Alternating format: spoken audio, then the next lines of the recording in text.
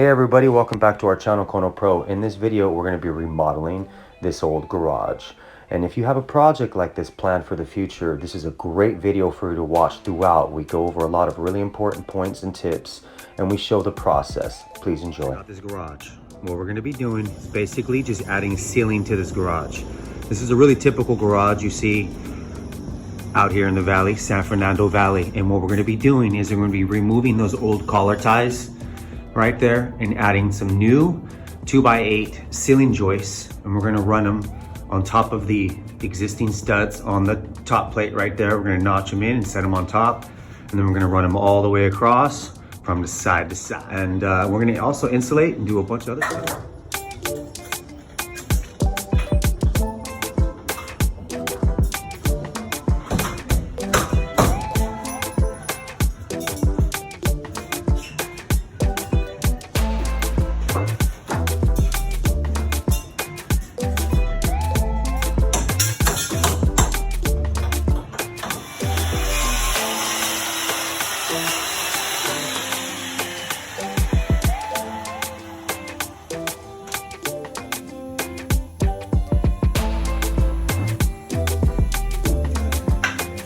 All right, you see this joist? This is a new one we just put up there.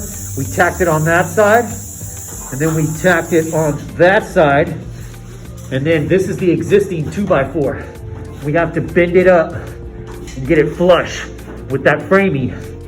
So that way it's flush with all the other ceiling joists right there that we're throwing in. So I'm gonna show you how to do that right now.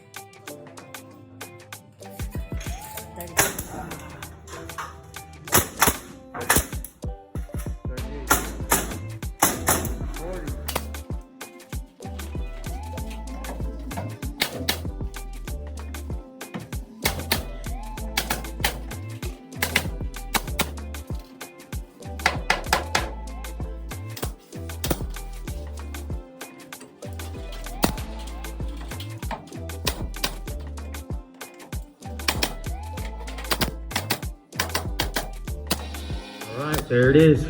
One day, we got all the electrical done, all the can lights. We got the whole new ceiling framed in. This is an opening right here for our pull down ladder, attic access. You can see now our new framing. We got our supports. And now this can all be used as storage.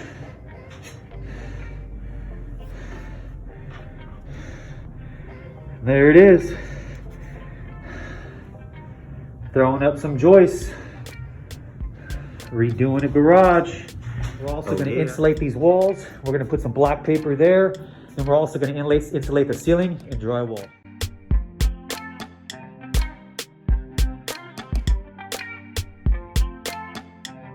So you see that paper right there, how it's all rotted? The old school stucco paper.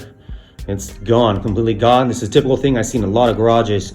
So what we do is we just take some new paper and we add 2 layers. We just staple it on the side. We take some self-adhering flashing and we put it up on the top, 2 lips, and then it's good to go. You can do that anywhere where the paper is missing in between any of the bays. And you wanna do that before you put insulation in. So we got all the insulation installed. We went with R13 on the walls. We ran out of paper-faced insulation, so we had to use some open-faced insulation right there, all R13 on all the walls. We got R30 in the ceiling, and the R30 in the ceiling, we just put basically where we're not gonna be able to get it after drywall's installed. Because once drywall's installed, you can just drop it down from the top. It's a lot easier than trying to staple it from the bottom and everything like that. So we got the R30 right there, and then we got most of our edging, the really difficult stuff, all that stuff back there. The rest we'll get after drywall is installed. Then we got the R13 on the walls, and we'll be good to go. Once this thing gets drywalled, it'll be a wrap.